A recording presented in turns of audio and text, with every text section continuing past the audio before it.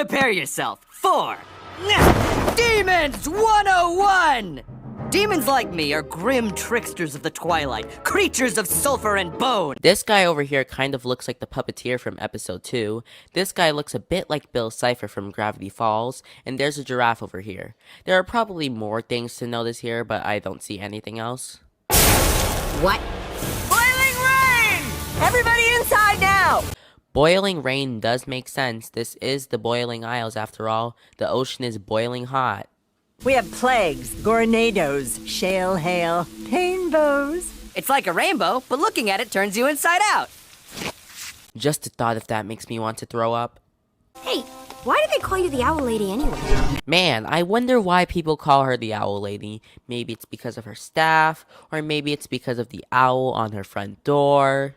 Maybe I'm getting ahead of myself. I must have it for my nest.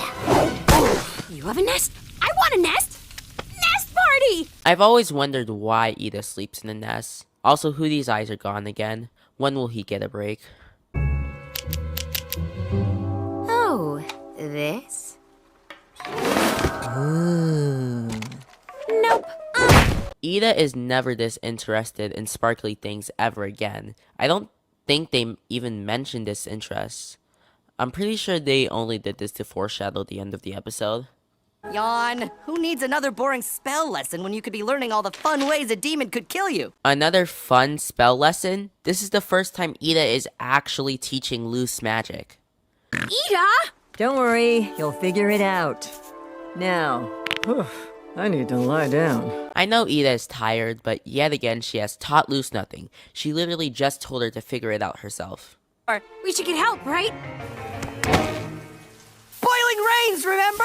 No, let her try. It'll be funny. He's right, it would. While everything in this scene is stylized like the backgrounds in the show, you can clearly tell that the elixir is something important since it's stylized the same way Ida is. Why is the other part of the tag ripped? Did she rip it to hide the fact that she has a curse? Can't believe I'm about to learn magic. Real magic. This is historic.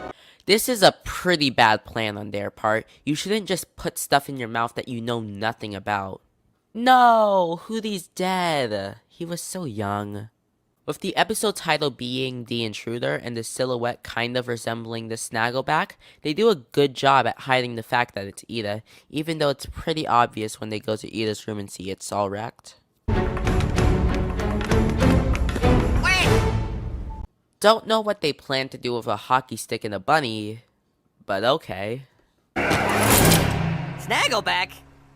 Wow, you are a lot shorter in person. I'm sorry. I just needed a place to hide from the rains. Why was the Snaggleback depicted as a horrifying creature in the book, but turned out to be this wimpy guy? Why lie?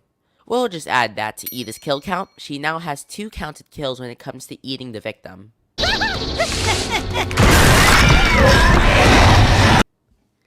That whole running scene was pretty well animated.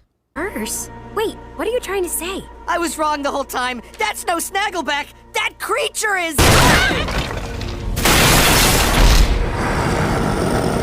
Ida? Even though it got kind of obvious near the end, this is still a pretty great reveal to me.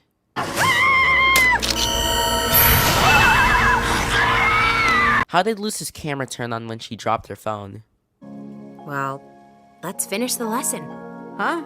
Ida's turned into some kind of demon, and we need to save her. So who knows more about demons than the best teacher in the world? That was a nice scene. Luce and King have a nice friendship throughout the whole series, and you can clearly see that they care about each other. Use your human wonder rectangle. I can't. My camera's all blasted. How is your camera blasted? The screen is just cracked. Luce learning her first spell is cool and all, but I still don't understand how the glyph was revealed to her through her phone screen. I just did magic! I just did magic! Shh, we're not gonna stop anything with something that small. Another amazingly animated scene, but Luce, you really need to learn when to keep your voice down. There's the code. The glyph needing to be bigger for it to cast a bigger spell is pretty cool, but later on in the show, I feel like this rule is a bit ignored. I'm